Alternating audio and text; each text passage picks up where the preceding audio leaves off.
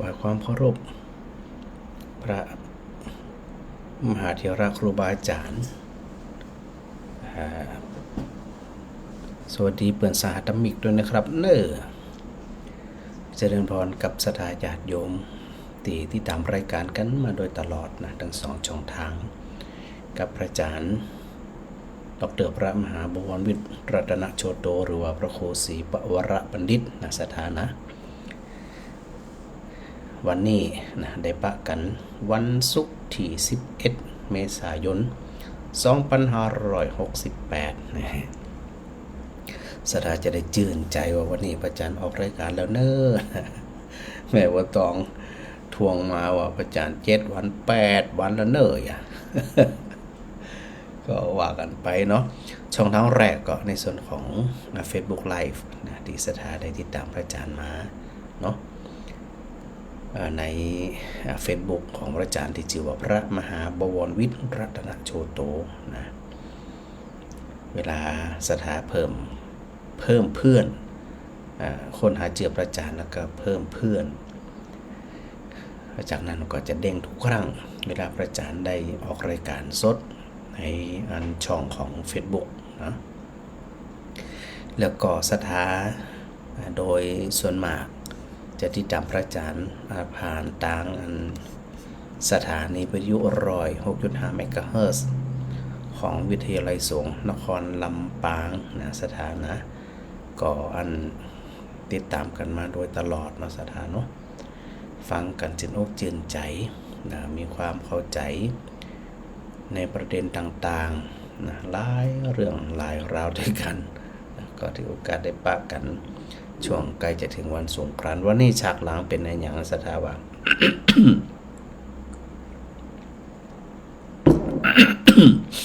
ฉากหลังเป็นงานประเวณีปีใหม่เมืองของวัดอุทุมพรสถานฉากหลังนี่นะเพื่อสถาตีฟังพระอาจารย์ตั้งวิทยุเนาะก็จะได้หู้ว่าพระอาจารย์ได้มีฉากหลังเป็นอะไรหยังนะสถานะก็คิดว่าเรื่องของการฟังจากวิทยุ106.5 เมกะเฮิรตซ์นั้นเนี่ยบ่น่าจะมีปัญหาน่าจะชัดเจนดีเนาะสถานเนาะเพื่อที่จะสถานได้ฟังอย่างสบายใจจะว่าฟังไปแล้วเสียงโซโซซาซา หรือว่าก็มีเสียงเลยอีกกำใจนะสถานเนาะ ในงานในก่อนงานที่เป็นฉากหลังก่อนวัดอุทุมพรของพระอาจารย์ก็ได้จัดนะงานประเพณีสงกรานต์ถือเป็นการสืบสานประเพณีและพิเศษในปีนี้นะทางหลวงปู่นะพระครูบาพระครูสาธรพัฒนกิจหลวงปู่เจ้าคณะตำบลพิชัยเขต2เป็นก็ได้มอบหมายตัวของพระอาจารย์นี่แหละนะได้เป็นตัวแทนเนาะแต่ละวัดแต่ละวาเปิ่นก็ทำกันมาปีก่อนๆแล้วนะปีนี้ก็เลยต่างวัดอุทุมพรบ้านตาเดือเนี่ยนะได้เป็นตัวแทนนะส่งเข้าประกวดในเรื่องของเจดีย์สายตัวในเรื่องของไม้กำสีแล้วก็ในส่วนของการทรงน้ำพระเจ้าก็คือทรงน้ำพระพุทธรูปนั่นเอง ส่วนหนึ่งก็เป็นส่วนของการเดินริ้วขบวนตุงใจแล้วก็ขบวนถือสลุงก็ช่วยกันจัดเป็นบนห้องเป็นเงาเต่าที่จัดกันได้เต่าที่จะวางกันได้เนาะสถานเนาะเนื่องจากว่าที่วางไว้ที่เนี่ยอย่างน้อยๆเขาก็จะได้หูจำนวนคนว่าจะมีไผมาร่วมพ่องจะได้พ่องจะได้ชัดเจนขึ้นบางคนบางท่านเพิ่นก็บ่ได้แจ้งจื่อมานะวันที่15นี่นะก็สามารถที่เข้าร่วมได้ทุกคนทุกวัยนะสถานนะมารวมเดินขบวนมีส่วนในการสืบสานประเพณีกับวัดอุทุมพรได้ทุกคนเลยนะ จะว่าบางคนมีจีเฮาห้อมไปละใจนะแต่ถ้าอันมีจีก็ที่พระอาจารย์ได้บอกเนาะส่งจีมาก่อนจะได้อันหู้จำนวนคนนะได้ดูแลในเรื่องของการต้อนรับโดยอย่างต้วยอินาสถานนะพออันเฮามีรายชื่อเนาะคนที่ตอบรับยืนยันในการเข้าร่วมในส่วนของผู้จัดงานก็จื่นใจเบาใจแต่ส่วนท่านอื่นๆนะมาได้ตลอดมาได้ทุกคนนะถึงสถานได้สบายอกสบายใจได้นะที่พระอาจารย์ได้เจอได้อย่างก่อนที่พระอาจารย์ได้บอกไว้แล้วว่าเพื่อความชัดเจนตัวเนาะทำงานแบบยุ่มๆไปจะมาว่าหาจะมีคนมาว่าหาจะน้อยก็หาจะนักกายอิดสถานะจัดงานกับอิดอยู่แล้วเตรียมงานกับอิดอยู่อะไรเงี้ยมันรุ่นคนเนี่ยมันอยู่แล้วก็มันรุ่นไปจนถึงการต้อนรับตัวในเรื่องของข้าวปลาอาหารเรื่องน้ำเรื่องอย่างมูนี่ก็เก้าอี้นะที่เกิดเปิดมานักถ้าจัดไปหน่อยมันก็ดูก็ไรก็อีเปลปัดเต๋อมันก็หรืออันเปิดมานักนะเปิดมานักแต่เขาจัดไปน้อยเปิดจะอยู่กินจะได้นะหรือเขาจัดไว้หนักแต่เนื้อเนาะถึงข้าวปลาอาหารถึงน้ำถึงเก้าอี้แต่คนมาน้อยเดียวมันจะได้ของเกิดของติดเตรียมไว้กับเรือรายวัดเป็นที่อันสถานงาน โดยเฉพาะงานวัดเนี่ยฮะวิทยุมีเสียงกะนั่นเดี๋ยวนะโอเคดังหรือยังฮะขอบคุณโยมมันก่อนอุมาเป็นอย่างยิ่งรายวัดเป็นที่อันสถานงานโดยเฉพาะงานวัดเนี่ยโอเคได้ยินได้ยังหา ถึงว่าสถานดักแซบนั่นฮะเดี๋ยวนะฮัลโหลอันแจ้งพระจัดด้วยเนอะฮะไม่อ้อย ดังเลยยังไม่อ้อยดังคันนะแล้วนี่วิทยุนี่กาตะกี้บะดังแหละโอเคได้ยินได้ยังดังถึงว่าสถานะเสร็จดังเจ้ากำลังดังนี่กะดังเมื่อกี้ออกกระโดดออกมันเป็นดนตรีแล้วก็มันออกทีแล้วเหรอดังยังไงดังเจ้าโอเคกาตะกี้บะดังแหละโอเคเจ้าแม่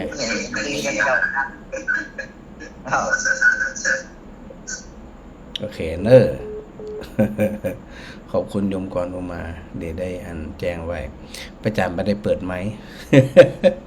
ขอตัดปุ๊บกะเข้าไปพอนั่นไม่ได้เปิดไหมสักกำ แต่ตอนนี้แม่อ้อยยืนยันมาแล้วเนาะแล้วก็เดี๋ยวอยากจะฟังการยืนยันสัก2 ท่าน 3 ท่านว่าอันได้ยินชัดเจนหรือไม่เนาะเดี๋ยวนะฟังแม่แก้วก่อนแม่แก้ว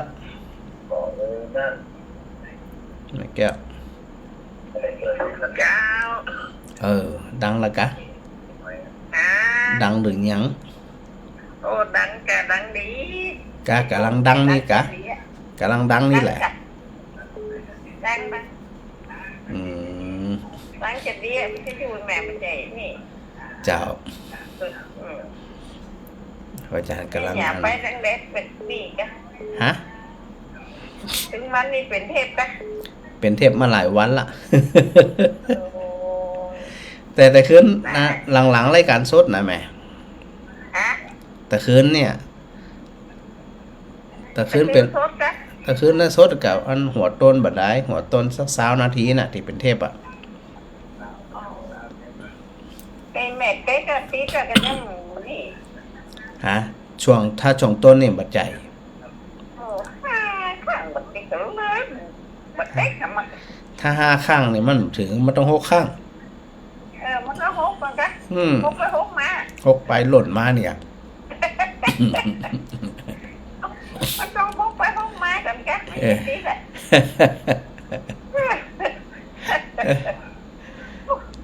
บัดเด็กก็บัดปักกันหมั่งทั้งคนอู้คนถามกันเนี่ยนี่กลัวแกสงสัย แม่อย่างกับ ช่วงต้นรายการตะคืนพระอาจารย์มีประชุมออนไลน์เจ้า อ๋อก ว่าจะประชุมแล้วอะยังแล้วก็เลยเวลาไปสัก20นาทีนี่กะ20-30นาทีด้วยประมาณ ก็ไปอีกมาเลยก็วันนี้ห้ามซ้ายอยู่ตลอดนะ เอามาอิดจะใด ฮะ ฮะ รอ มา แล้ อี ว ก น้ำมาอันนี่ก็เต็ม โอ้ ว่ากัน อันยังเต็ม เต็มเลยกัน อันยังเต็มตัวเจ้าเต็มบ้านเต็มตัวเจ้าเต็มบ้านมาเมื่อแล้วเหรอ ฮะ ฮะอันยังเต็ม ว่าเขาว่าแม่พวกคนยืนหับซ้ายก็อีหนอกหันมาน่ะมา หันหมดเอ หันมาน่ะ โด ตัดติดเจ็บนี่ตัดติดนะ แต่น่ะเนาะ ยังหันหมดละ หู ฮะ หูติบตาติบแต่เนาะ ไปตัดติดเจ็บนี่ใครเนี่ยอย่างจะได้หันหมดอ่ะ อืม สบายมากกับนี่นะ สบายมากเลย ก็อันบะอิดบะออนนะเจ้าเพราะว่าสถาบ้านตาเดือเปิดมาจ่วยกันโอ้ยหล่นหลังก็จื่นดีใจจื่นใจแต่บะอิดบะหินบะหิวบะออนสักอย่างอ่ะ แม่น หม่อนดิ ว่าอ่ะจงเต็กว่าคนว่าได้หับได้อย่างมาได้อู้กับอู้พอตั้งเพดีกว่าหันเป็นตัวเป็นตีนนี่เนาะ ที่ถ้าอยู่ยังได้หันนี่เนาะ เจ้า พอตั้งโทรศัพท์นี่ดีกว่าหันมัดเนี่ยอย่างเงี้ยจะได้เนาะ แม่นนะเจ้า ก็อันดีเรียบร้อยดีนะแม่เนอ แม่กะ ได้ละดีละ ว่าได้หับกับว่าหับมาได้อู้กับอู้พอตั้งเพดีกว่า เยอะสา พอฮะ สาธุเจ้า จ้าเป็นกำลังใจเด้อ สาธุสาธุเจ้า จ้า เจ้าสถานแม่ทองสุกเนี่ย แม่ทองสุกโทรมาพระอาจารย์บัดนี้ครับเดี๋ยวอันนะครับเอาแม่ขจรมาก่อน แม่ขจร สาธุเจ้า ด เป็นกำลังใจ เปิดอยู่ฟังตัวหม่อนอีฮะ แต่ก็นี่เป็นเทพกะ แน่แสดงว่าฟังบัดแต่ แต่ฟังไปมันรับ นานถึงว่าแล้วสถานนี่ ถ้าต้องตื่นพระอาจารย์จนชนะทำหนอก ดูป้ากันรับเห็นหมดอ่ะ เลยบาโทเนี่ยแต่พังกำได้จะโทก็มันรับไปอย่างแถมกำเนี่ยเป็นมาปิดไปใหญ่หนอกนั่น อันประมาณสัก1 ชั่วโมงแรกในการพระอาจารย์เอาเทปออก อ๋อ จากนั้นก็เป็นรายการสดเจ้า ขณะที่แม่พังกำเก้านั่นน่ะมันเป็นเทพแน่ แมนกำเก่ากรอนเก่าในเป็นเทพ เก้ามันเป็นเทพ อืม ที่แม่พังอาจารย์ไม่เครียดนะ2 วัน3 วันไม่เครียด เครียดนี่หยังฟังทำก็เครียดมาใจละ เครียดได้ยันเราเป็นรักสตังค์ รักสตังค์จังเจรักนักเจรักเป็นล้านเนาะรักตัวใด 5,000ก่อน เห็นน้อยเดียวน่ะ5,000เสีย ให้ผมให้ เฮ้าอันเอาไปไว้ที่ไหนอ่ะ ก็ใส่กระเป๋าแล้วก็ไหว้ท่านนะ โดอืม มันจะหายแต่เดียวนะ น่ะต้องระวังหมู่นี้นะ สีเตียถึงข้างนี้แล้ว ดูโอ้ ยังหูแล้วเขาจับมาได้เข้ามาได้มือหูแล้วมดค่ะ ก็เอาอันกล้องวงจรปิดไปติดเลย มาเดียวจะติดละลูกสาวหลานสาวซื้อมาแล้ว อืม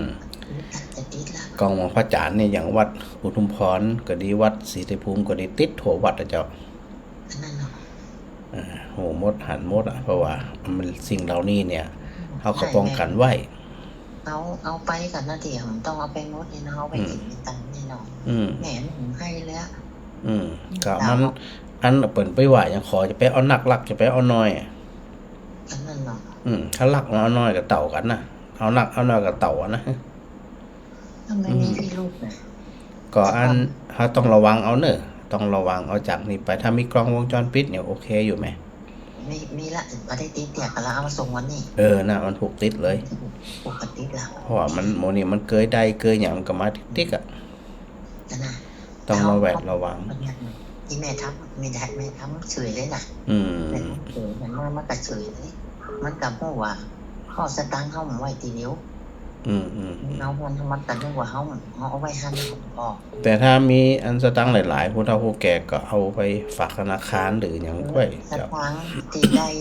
เป็นสตังค์อันอย่างก้อนนั่นน่ะตีเขาไปเบิกกับหัวไหนโคตรโคตรหัวไหน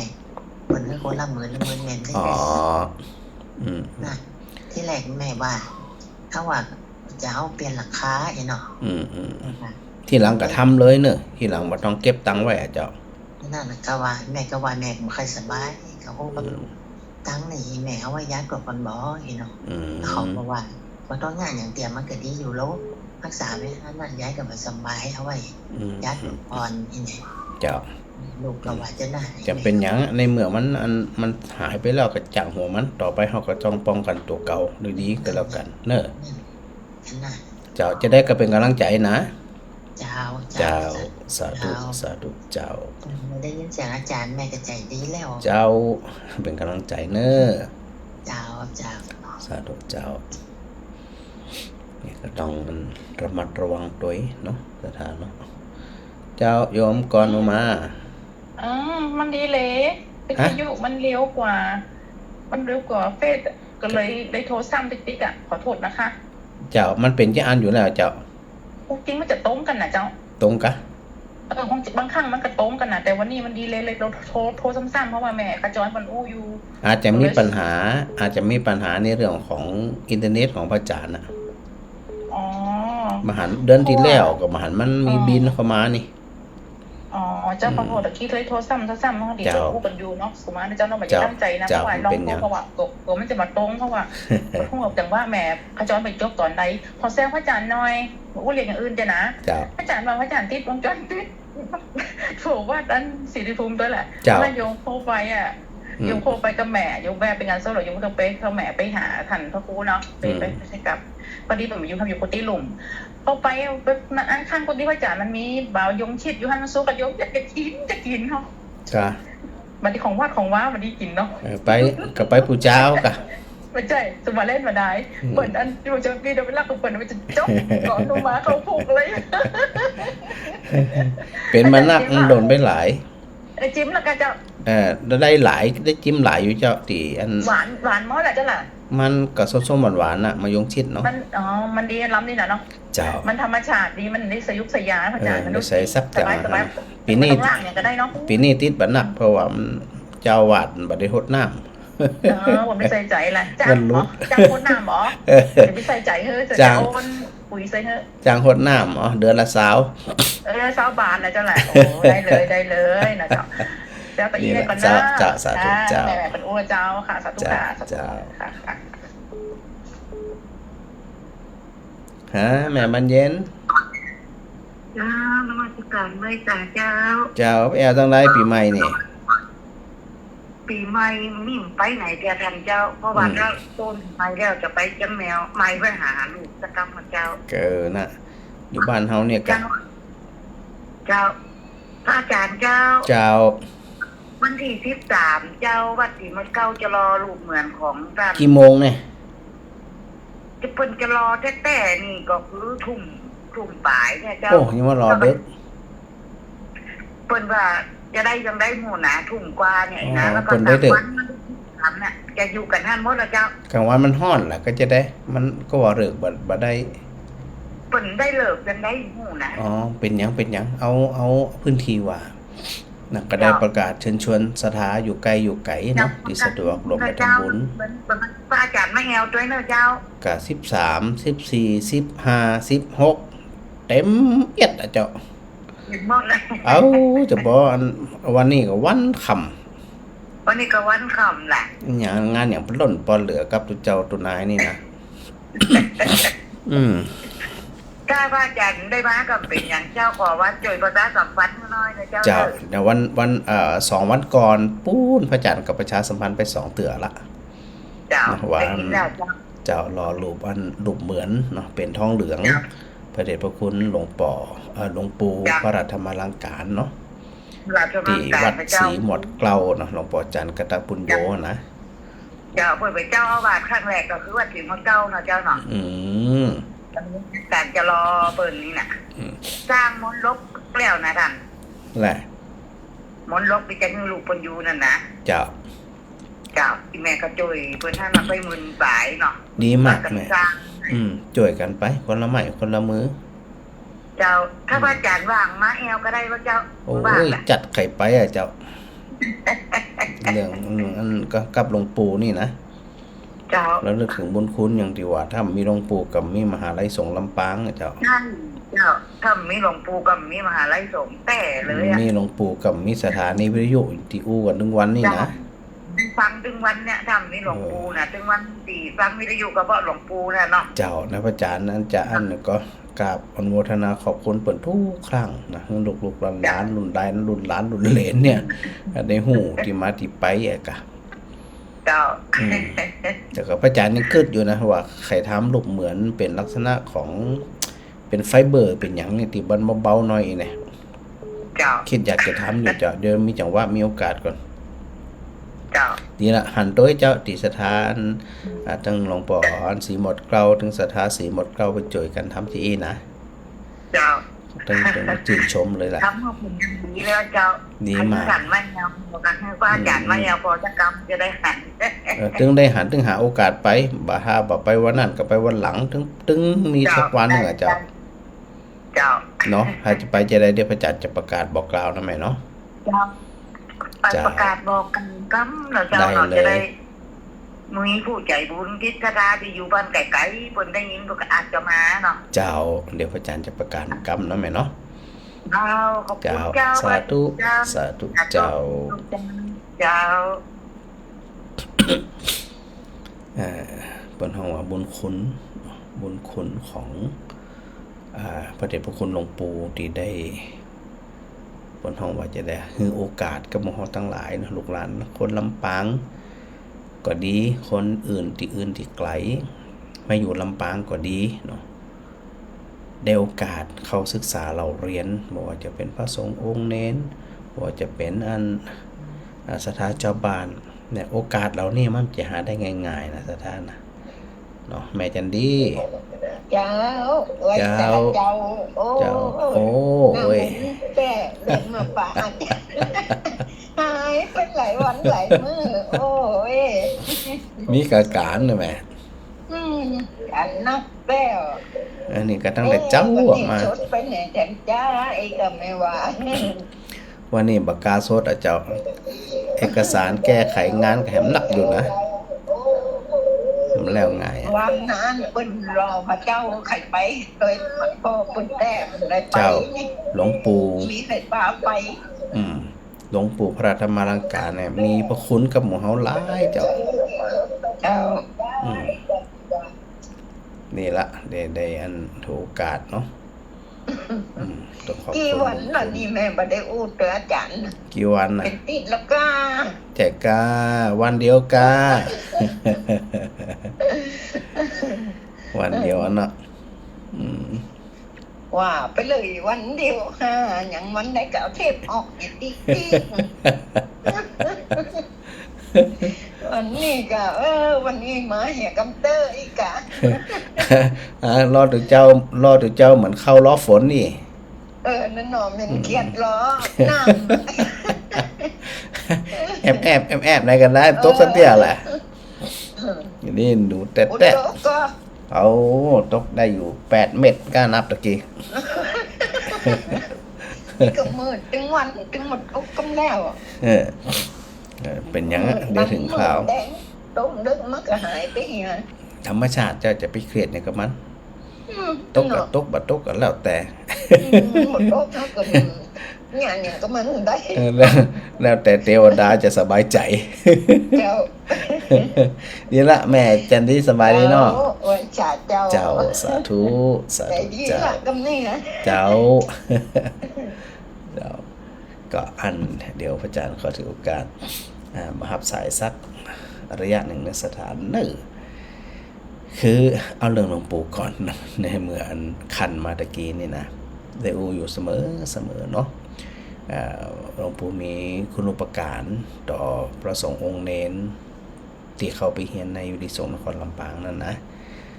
ก็กว่าจะได้ก่อตั้งอย่างก็บอกว่า ป่าฝ่าดงแล้วก็ใจความอุตสาหะวิริยะความภาคเพียรพยายามอย่างยิ่งยวดนะต้องมีความเสียสละนักนะสถานนะคนที่จะ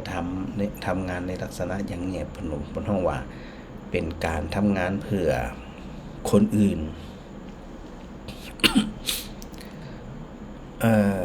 การทั้งการศึกษาเนี่ยมันเหมือนกันเหมือนกับการทั้งชีวิตคนชีวิตหนึ่งแล้วมันมีหลายคนนะ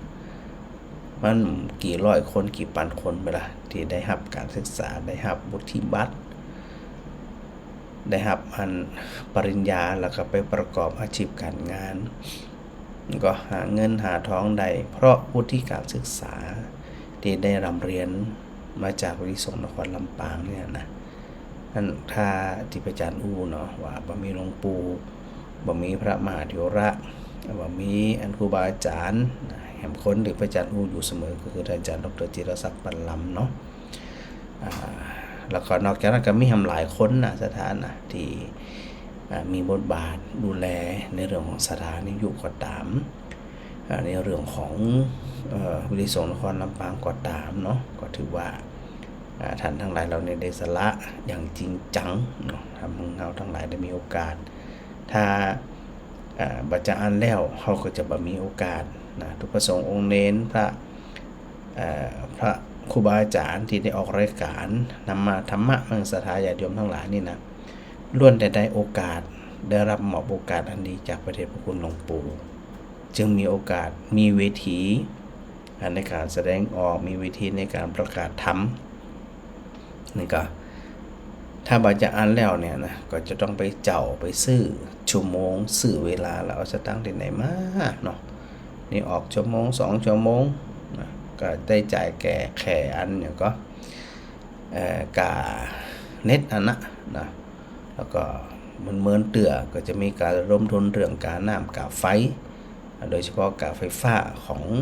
สถานีหลักเราก็ได้ช่วยกันคนละอย่างคนละสิ่งคนละอันช่วยกันนะบอกว่าอันภาคส่วนนอกจากหลวงปู่แล้วนะอาจารย์ดร.จิรศักดิ์ปันลำเป็นผู้อำนวยการอาจารย์ปัชริยาได้ดูแลเป็นเจ้าหน้าที่ได้ดูแลขับเคลื่อนติดตามข่าวสารน้องนัดนะก็ได้ถือโอกาสเป็นฝ่ายเทคนิคอยู่แล้วมีปัญหาต่างๆแล้วก็อาจารย์มหาอมรเป็นคนอยู่ใกล้ชิดนะสถานะเพิ่นก็ได้มีความอนุเคราะห์นะในคราวที่สถานีมีปัญหาเพิ่นได้ขึ้นไปเพราะว่าสถานีอยู่บนชั้น3นะสถานะขึ้นไป3ชั้นกันนะเวลาฟ้าผ่าก็ไฟดับก็อย่างการนี่นะอาจารย์มหาอมรก็ต้องเข้าไปนั้นก็ภายที่สะดวกเนาะวันที่13เวลาที่มันรอรูปเหมือนของหลวงปู่ก็คือ 19 นาฬิกาก็คือ1 ทุ่มอย่างหรือว่าให้ประสะดวกไปจะได้ก็ลองที่จะสอบถามสามารถที่จะโอนเงินโอนทองโอนอย่างไปนะตามกำลังของเฮาที่เฮาจะทำได้ช่วยกันในบางสิ่งบางเรื่องบางราวที่เฮาพอจะทำได้เนาะขอเชิญชวนวันที่13 เมษายนนี้นะสถานนะอันนี้เป็นของวัดสีหมดเกลาที่นี่ฉากหลังที่พระอาจารย์อู้ถึงก็คือในเรื่องของวัดอุดมพรแห่งกำหนึ่งเนาะวันที่13เนี่ยเป็นวันจังขานหล่องมาก็สถาน13เนี่ยเป็นวันจังขานหล่องแล้วก็วันจังขานหล่อง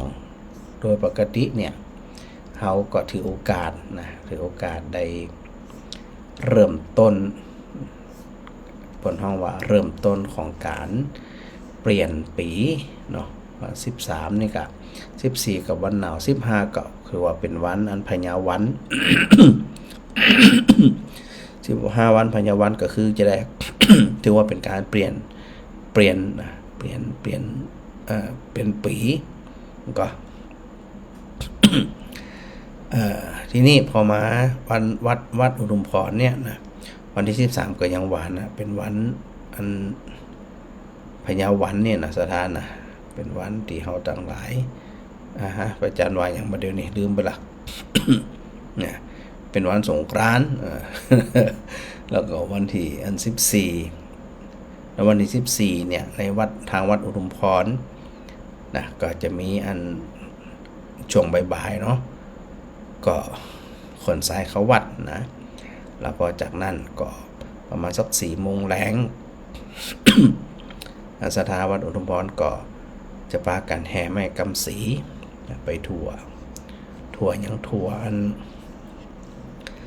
บ้านตาเดือเนาะได้รวมแรงรวมใจกัน แล้วพอวันนี้15อันนี้เป็นวันไฮไลท์นะศรัทธาเนอะจะเชิญชวนศรัทธาตัวนะเชิญชวนศรัทธาได้มารวมงานวัดอุทุมพรก็คือช่วงเจ้าตามทางเขาปกติเนาะประมาณสัก9 โมงเนี่ยศรัทธา8 โมงกว่าถึง9 โมงเนี่ยก็จะอันเดินขบวนตุงใจขบวนตุงซึ่งเป็นสัญลักษณ์ของงานปีใหม่เมืองของเฮาเนาะก็มีสลุงเงินสลุงทองโดยอาจจะมีศรัทธาญาติโยมและเด็กละอ่อนหนุ่มสาว ก็จะพากันตั้งริ้วขบวนเป็นแถวเป็นแนวเนาะศรัทธาเนาะที่อันใดส่งจื่อมาก่อนก่อตอนนี้ก็ประมาณสัก100 ปลายนะที่จะได้ถึงส่งจื่อที่พระอาจารย์ได้บอกไว้ก็คือมันจะได้บ่ต้องรอรุ่นว่ามีไผมานักมาน้อยอีนะหารุ่นนี่อิดเนาะงานจะถึงแล้วมารอว่าคนนั้นจะมากาเนี่ยมันน่าจะหมดสมัยแล้วนะ เพิ่นยังมีการลงทะเบียนก่อนไงลงทะเบียนก็คือมั่นใจเนี่ยคือคนที่จัดการจัดงานเนี่ยได้วางเนาะวางงานวางอย่างใดค่อนข้างที่จะแม่นยำนะก็เลยอาจารย์สายันเนาะได้เปิดห้องว่าได้ไปหาลงทะเบียนกับคนนั้นคนนี้ที่เปิดมาชัวร์ที่เปิดมาแน่ๆนะได้มารวมขบวนตัวแต่บางคนบางท่านเปิดก่ออันยังบ่ฮู้ข่าวสารว่าจะต้องลงชื่อลงทะเบียนจะได้นะมันมีชื่อเฮาไปใจนะเฮามีชื่อบ่มีชื่อที่พระอาจารย์บอกว่ามีชื่อคือจะได้มั่นใจ ถ้ามีชื่อมาได้มาจะได้ก็ได้ไว้จะได้ก็ได้มาเตอะนะมารวมกันเป็นการสืบสานประเพณีแล้วก็ขนสายเข้าวัดโดยเนาะเป็นการส่งน้ำพระพุทธโดยและถือโอกาสได้ก่อเจดีย์ทรายล้วนแล้วแต่เป็นบุญทั้งนั้นนะสถานนะแล้วนั่นเนี่ยในวันที่15 9 โมงนะสถานเนี่ยให้ที่อันสะดวกกับมารวมเดินขบวนด้วยกันถ้าจะหึงดีแต่พระอาจารย์ว่านะก็คือแจ้งพระอาจารย์ก่อนเนาะนกเว้นว่าบางคนบางท่านเป็นบ่สะดวกจะได้แต่จะมาวันที่15นั้นนะมานี่นะก็มาได้เลยยินดีอย่างยิ่งนะสถานนะยินดีแล้วประมาณสัก10 โมงก็อันถวายไม้กำสี นะไม่ถวายไม้กำสีแล้วก็อันทำบุญทำอย่างต่างๆเนาะในวันดีอัน15นี้นะที่พระอาจารย์ในตอนต้นรายการว่าวัดอุทุมพรได้รับมอบหมายจากหลวงพ่อพระครูบานะก็คือท่านพระอาจารย์พระครูสาธรพัฒนกิจเนาะเจ้าคณะตำบลพิชัยเขต2เจ้าอาวาสวัดต้นหมื่นเพิ่นก็ได้มอบหมายให้พระอาจารย์นะทำในนามของวัดในตำบลสถานเนี่ยส่งเขาประกวดตัวนะส่งเขาประกวดดังนั้นเนี่ยสถาอยากจะมีส่วนร่วมจะได้ก็เชิญได้เลยนะสถานนะเชิญมาร่วมมาอย่างได้เนาะโดยเฉพาะวันที่15นี้นะมาได้เลยก็ต้องการจำนวนคนต้องการเร็วขบวนอย่างต่างๆนี่นะก็มาช่วยกันเนาะก็ถือว่าเป็นงานสืบสานประเพณีต่างๆได้ก็ส่วนวันที่16ของวัดอุทุมพรเนี่ยก็ถือโอกาสได้ส่งน้ำพระพุทธแหมนะส่งน้ำพระพุทธแหมแล้วก็ส่งน้ำพระสงฆ์ดำหัวผู้สูงอายุโดยนะในวัดอุทุมพรเนี่ยก็เฮาก็ถือโอกาสที่นะวัดเป็นเดียวรวมใจเนาะรวมจิตรวมใจของอุบาสกอุบาสิกาก็เป็นการเข้ามาแล้วเนี่ยเป็นการคัดเกลาจิตใจให้สงบร่มเย็นนะ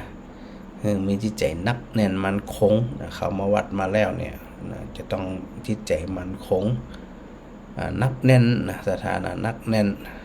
บาอันนี้ก็บาโลภบาโกรธบาหลงอย่างต่างๆนี่นะอันนี้เป็นสัญลักษณ์แล้วก็เป็นรูปแบบเป็นอันเนื้อในของหมู่เฮาท่านทั้งหลายว่าเข้ามาแล้วเขาก็จะต้องจะได้จะหึงจิตใจของเขาเนี่ยนักแน่นมันคงจิตใจของเขาเนี่ยประกอบไปด้วยบุญประกอบไปด้วยกุศลต่างๆเนาะสถานเนาะแล้วก็ยังเปิดโอกาสนะหึงศรัทธาได้ร่วมทำบุญซึ่งก็มีหลายคนนะสถานนะได้ร่วมทำบุญกับพระอาจารย์มาอันได้รายชื่อ ครบผ่องบ่ครบผ่องที่ศรัทธาอันทำมานี่นะต้องขออภัยด้วยพระอาจารย์ก็พยายามรวบรวมอยู่นะศรัทธานะ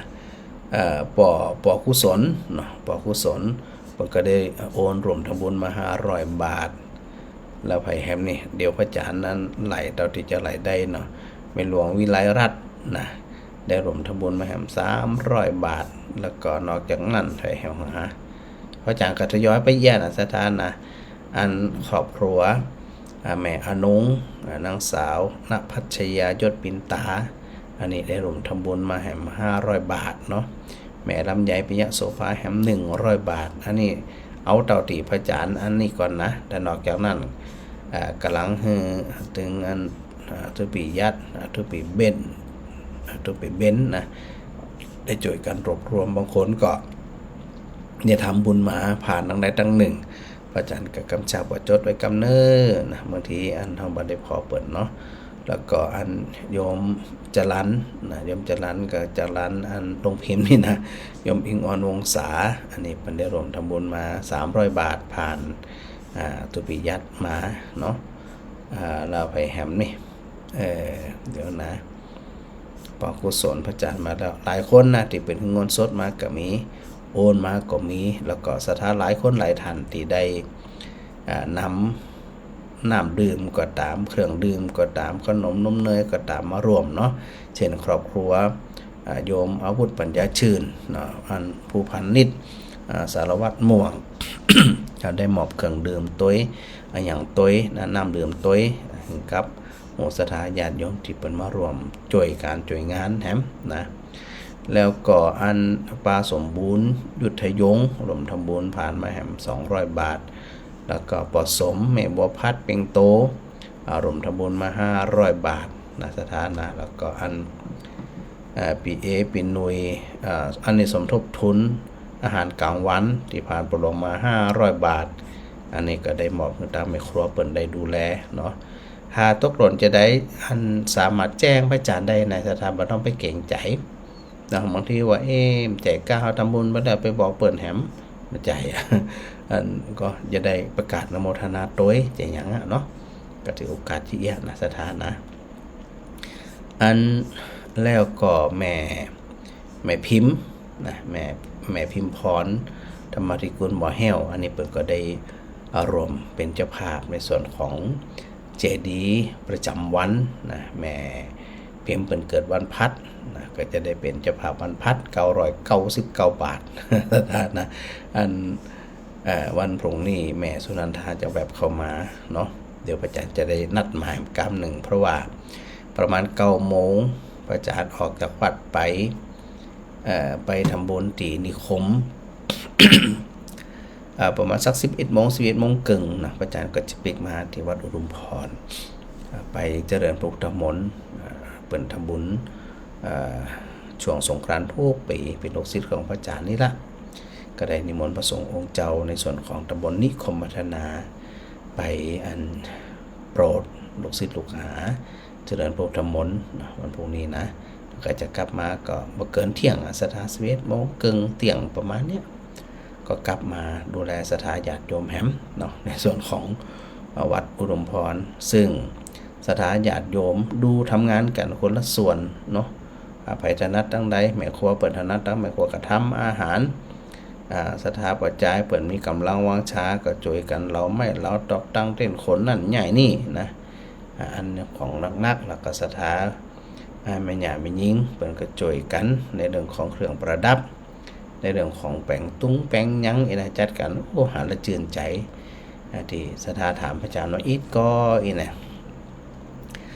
อันหันสถาเปิ่นตั้งใจที่อีแล้วมันความอิดมันบ่ได้กึดถึงแล้วนะสถานะมันบ่ได้กึดถึงละเพราะเปิ่นทำกันแตะนะทำกันแตะมากันล้นหลามนะสถานะแทบจะตึงวันเนาะอันนี้ก็จื่นใจอย่างที่ว่าสถานบันตะเดือจะบ่แซวพระอาจารย์เนาะโอ้ยเปิ่นให้ยิ้มตลอดเนาะสถาจะดีใจกล้าสถามาหลาย มันก็แม่นนั่นเนาะสถาเนาะหันความสมัครสมานสามัคคีกันดิอ่ะบ่ว่าที่ไหนเนาะสถาเนาะที่ไหนก็ตามอ่ะมันมีความสุขนะต่อคืออันจะได้รับรางวัลไปรับรางวัลจากที่เปิ้นอันมาตัดสินนั่นน่ะพระอาจารย์มองข้ามไปละนะได้รางวัลก็ดีบ่ได้รางวัลก็เป็นอย่างเพราะหมู่เฮาท่านทั้งหลายเนี่ยต่างคนต่างให้รางวัลซึ่งกันและกันเปิ้นว่าอันก็ทำงานเอาใจทำกันอีนะบักเกียงไผจะทำนักทำน้อยนะบักเกียงละบางคนเพิ่นบ่สะดวกอันในการมาจ่วยงานวัดงานวาเพราะติดการติดภาระงานกรรมบ่ว่ากันนะหลายคนก็นำผลไม้ผ่องเครื่องดื่มผ่องอาหารผ่องอย่างแหมขนมผ่องนี่นะข้าวเกลียบผ่อง สตางค์ผ่องนี่นะเอามารวมเป็นกำลังส่วนใดส่วนหนึ่งใดเลยเนี่ยอันนี้ก็ถือว่าชื่นใจไงความเหนื่อยความหยังมันก็มันเป็นของเล็กน้อยเนาะสถานเนาะมันจะมีอย่างอาบน้ำเหียนอนเนี่ยก็หายหมดอ่ะหมดนี่นะหายหมดมีปัญหาอย่างก็เลยบอกประกาศเนาะสถาญาติโยมทั้งหลายจริงๆมันมีกูหมู่บ้านอยู่แล้วนะกูหมู่บ้านกู้วัดนะเอาสะดวกสถานเนอะว่าใจว่าอันจะต้องมาจะอันอย่าสะดวกกรรมมาถ้ามาสะดวกกรรมจะเป็นอย่างหรือจะสามารถที่จะรวมอันเป็นเจ้าภาพพระธาตุพระเจดีย์ซ้ายนี่นะ ประจำวันเกิดวันไหนจะได้ก็สามารถจะกระทำได้แล้วก็ที่สำคัญวันนี้ต่างอันคนห้องว่าสำนักงานสถานศึกษาคนห้องว่าจะได้พระอาจารย์พอก่อนพอเต็มก่อนสำนักงานเขตพื้นที่การศึกษาประถมศึกษาลำปางเขต1แล้วก็วันนี้ท่านผู้อำนวยการนำร้องนำอันผู้อำนวยการในส่วนงานต่างๆแล้วก็ข้าราชการที่เปิดทำงานพื้นที่การศึกษาประถมศึกษาเขต1นี่นะถือโอกาสได้มารวมทำบุญสงกรานต์ก็นำพระป่ามาเดินมาซ้ำตลอดหันแล้วก็สบายใจจื่นใจเนาะในเรื่องของเรื่องก็คือพระอาจารย์โทรหาโยมหน่อยนะโยมหน่อยศิรินาถเป็นทำงานที่หานะว่าอยากจะเชิญเปิ่นมารวมงานนี่นะเชิญเปิ่นมารวมงานเดินขบวนตัวอย่างตัวอย่างปรากฏว่าหยุดงานช่วงสงกรานต์เนาะก็เข้าใจเพราะเปิ่นฮู้ที่อีกเปิ่นกับไปอูกันนะปากันหอมทำบุญมาได้ 4,000 กว่าบาทกันนะสถานวันนี้นะผมขอโมทนาท่านผู้อำนวยการท่านรองแล้วก็ทุกคนด้วยนะที่ได้มารวมทำบุญที่วัดอุทุมพรในวันนี้ต่างลำปางเองต่างอันพื้นที่ศึกษาที่อูถึงตะกี้เนี่ยกับวัดอุทุมพรนั่นมีความเกี่ยวพันกันมานานกันมาเมินเนื่องจากว่าอยู่ใกล้ๆกันนี่เนาะมีงานก็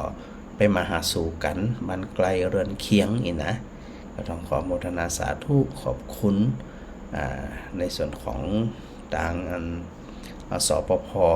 เขต1เนาะสถานเนาะต้องโมทนาสาธุขอบคุณด้วยที่นี่ในส่วนของวิริสงฆ์นครลำปาง ช่วงนี้เป็นต้นไปเนี่ยจริงๆก็เริ่มมาเป็นเดือนแล้วเนาะเป็นช่วงที่ต่างผู้บริหารคณาจารย์เจ้าหน้าที่ทุกคนที่ชื่นใจไปกว่านั้นก็คือในส่วนของศิษย์เก่าก็ตามศิษย์ปัจจุบันก็ตามช่วยกันในเรื่องของการไปประชาสัมพันธ์ได้ไปบอกข่าวเสมือนว่าได้ให้โอกาสเปิดโอกาสนะห หลายๆคนเนี่ยเข้ามาศึกษาเราเรียนในวิทยาสงฆ์นครลำปางนะที่ได้มีโอกาสขนาดนี้แล้วใกล้ขนาดนี้แล้วเนี่ยนะมีโอกาสก็ต้องไปนะสถานนะมีโอกาสก็ต้องไปมีโอกาสก็ต้องไปหามไปเฮียนคนที่ยังเฮียนไหวเฮียนยังก็ไปนะไปเอาหมูเอาเปิ่นก็มีเนาะแล้วก็พระสงฆ์องค์เน้นตัวสถานจะไปลืมนะลองถามเปิ่นว่าอันก็อันว่าใครห้ามใครเฮียนก็เดี๋ยวนี้มหาลัยเปิดอันหับสมัครแล้วเนอเห็นนะจะไปหับสมัครมันจะไปเฮียนระดับใดก็ได้นะระดับประกาศนียบัตรเฮียนปีเดียวปีหน้าก็ไปเฮียนระดับปริญญาตรีแล้วอีเนอลูกหลานก็เหมือนกันนะถ้ามีที่มาที่ไปก็บอกไปเฮียนที่วิทยาสงฆ์นครลำปางไปสมัครเฮียน ทุเจ้าเนี่ยเฮียนวันอังคารกับวันพุธส่วนคฤหัสถ์ญาติโยมละอ่อนเจ้าบานก็เฮียนวันเสาร์วันอาทิตย์นะนี่ได้บอกไปเลยว่าระดับปริญญาตรีนั่นเฮียน3 ปีจบแน่นอน แล้วก็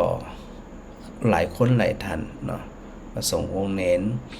ศรัทธาญาติโยมหลายคนที่เปิ่นได้ได้เฮียนป.ตรีมาแล้วอยากจะพัฒนาเพิ่มนะไปเฮียนในระดับปริญญาโทก็ไปได้เลยในสาขาวิชารัฐศาสตร์สาขาวิชาพระพุทธศาสนาก็ไปเฮียนไปที่ต่อได้หรือบ่ฮู้ว่าจะติดต่อไปกับเบอร์โทรของพระอาจารย์ที่ได้เลย ก็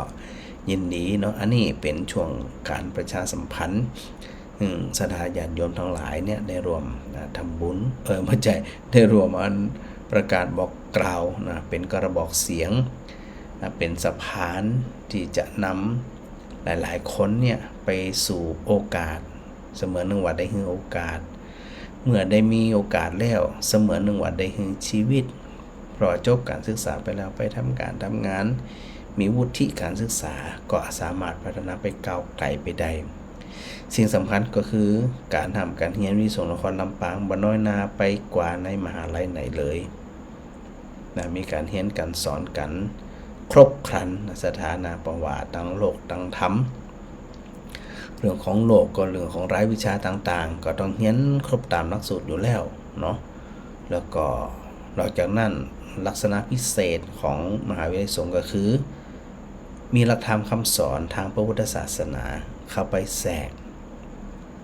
คือคนที่เข้าไปเรียนต้องมีความรู้ความเข้าใจในเรื่องของหลักธรรมคำสอนในเรื่องของพุทธประวัติในเรื่องของพระวินัยในเรื่องของหลักธรรมที่อาจจะสามารถเอามาใช้ชีวิตประจำวันใดนี่นะอันนี้ก็ถือว่าเป็นประโยชน์อย่างยิ่งเนาะสถานเนาะที่อันไปเรียนแล้วมีความรู้ถึงคดีโลกและคดีธรรมสถานเนี่ยถือโอกาสได้บอกกล่าว หลายคนตัวนะเป็นบุญนะสถานนะเป็นบุญเขาก็เป็นบุญเปิ้นก็เป็นบุญนะสถานเนี่ยจะได้ขอมันก็ฝากบอกกล่าวประชาสัมพันธ์โดย เอาละเดี๋ยวมาจะอ่านก็ตีทักทายมาทาง Facebook ตอนนี้เปิดโอกาสรับสายแล้วเนอะจะหาว่าอาจารย์นี่มาเปิดโอกาสกันเลยนะ ตอนนี้เปิดแล้วนะยอมก่อนออกมาแจ้งข่าวขอบคุณจันหลายตะกี้เนาะปีสาปีบัวคำนะดูจากหลังสวยนะยมแม่ ชุติการรอดพยัญชนะนมัสการพระอาจารย์มาแม่บัวตองอินสวรรค์ฟังอยู่เนอะเนี่ย หายไปได้กำแล้วแม่มันบัวตองอินสวรรค์นี่นะตาถามถ้าไปไหน แม่สุนันทานะนมัสการพระอาจารย์สาธุพรุ่งนี้จะเข้าไปถ้าเจ้าก็คือก่อน9 โมงนะแม่เนี่ยถ้าหลังจากนั้นก็คือหลังเที่ยงแล้วดีกว่าเนาะจะได้ปากันนะแม่สมสอนยศเสนาอันนี้ก็มาจอยงานตึ้งวันค่ำเหมือนกันนะฟังรายการโดยหันศรัทธามาทำงานจอยกันหลายคนหลายท่านตื่นใจเนาะแม่เรนูชัยวงศ์การนมัสการพระอาจารย์มาสาธุนะโยมคำสุขโยธิน แม่กุลประณีสิพลางโอ้อันนี้หาไปเมินนี่บัดได้อันทักทายกันมาเลยนี่นะแม่สิอันสุประณีนี่นะ แม่กุลประณีว่างๆก็ไปเวียนแม่เอามาแหวงเด้อแม่พิสมัยสีเทพธรรมรงค์ไว้สาพระอาจารย์นะฟังอยู่นะวัยไกลสาท่านพระครูนะส่วนมากมันจะตักเป็นพระครูได้ประเดี๋ยวนี้นะ ฟังแล้วนอนรับสบายดีสบายใจนะสบายแล้วก็แม่มาลีขนมไทยนมัสการประจานมาก็เหมือนเดิมเนาะสถานเนาะเอาได้อูได้จากันได้อันสนทนากันเจ้าแม่มาลี แต่นมัสการเจ้าพระครู เจ้า อย่างนั้นแม่แก้วว่าเด้อขึ้นสูงจะได้นั่นจะเอาปักตุ้งแต่เจ้าอาจารย์ อันจะเอาปักชัดจ้ะ อ๋อจะเอาปักชัด เจ้าชัดเจดีย์นะงามเด้อ จะได้นอนแม่ท้าคนอยู่ใกล้ได้ไปหานี่อนุโมทนาสาธุกับแม่ท้าก่อน ไปทามาก่อนมาถูกนี่มันถูกมันจะเข้ามาก่อน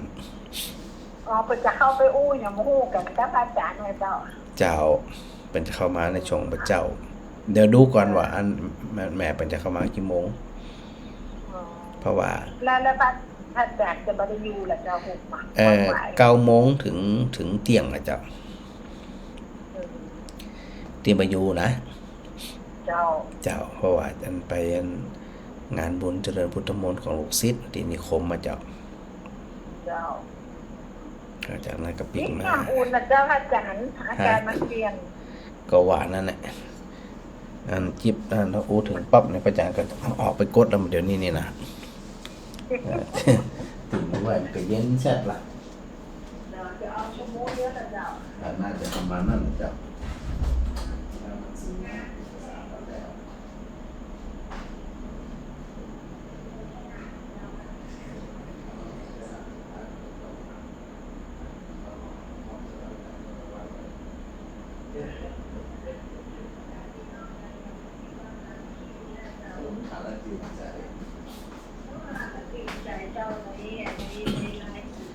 เงินรางวัลที่1เนี่ยเป็นเรื่อง5,000ก่อนนะแต่ว่าลงทุนไปเนี่ยแม็ก20,000นำเดือนนี้นะ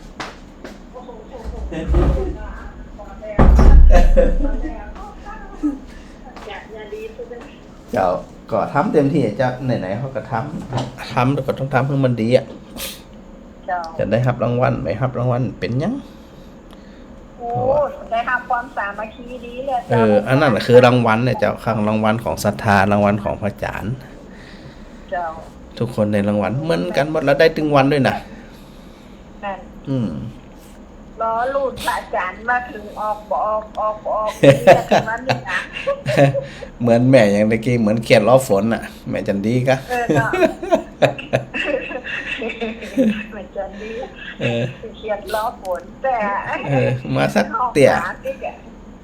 มาสักเตี่ยไปตั้งได้กะโอ้เดี๋ยวพระอาจารย์ออกจะฟังธรรมะกับพระอาจารย์ดีกว่านะแล้วไปน่ะมันคำที่เดียวนี้หล่อรุ่นน่ะเนาะ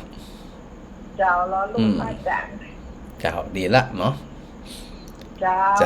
าธุขมานะเจ้าสาธุเจ้าก็เป็นกำลังใจกันเนาะสถานเนาะในเรื่องของรัฐธรรมอย่างที่พระอาจารย์ว่านะในเรื่องของมันเนี่ยจะได้ให้เขาทิ้งได้ทิ้งอารมณ์ได้ทิ้งความชอบทิ้งความบ่ชอบได้เนาะพอถึงสุดท้ายแล้วอู้ไผกระจ่างเด้อ สุดท้ายแล้วมันทิ้งหมดฮะตึงเปิ่นตึงตัวดังนั้นในช่วงที่อยู่ก็อย่างที่ดูแลกันได้ก็ดูแลกันไป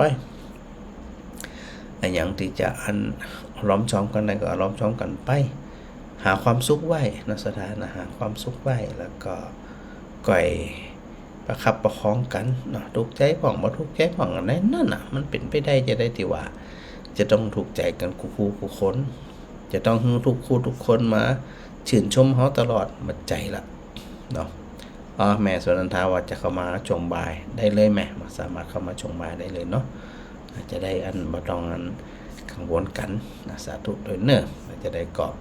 โมทนาเหมือนเดิมเนาะสถาชั่วโมงที่2ก็จะถึงสถาได้ฟังเทศ เดี๋ยวพระอาจารย์ก็จะได้เข้าทำงานในเรื่องของงานอันด้านเอกสารก็มันมีหลายสิ่งหลายอย่างทำงานหลายสิ่งหลายอย่างไปพร้อมๆกันจะให้มันสมบูรณ์กูอย่างมันก็จำถึงจะได้ที่ว่าได้นะขอโมทนาอยู่ดีมีสุขกูคนเนอบุญรักษาบุญกรรมบุญจูทุกคน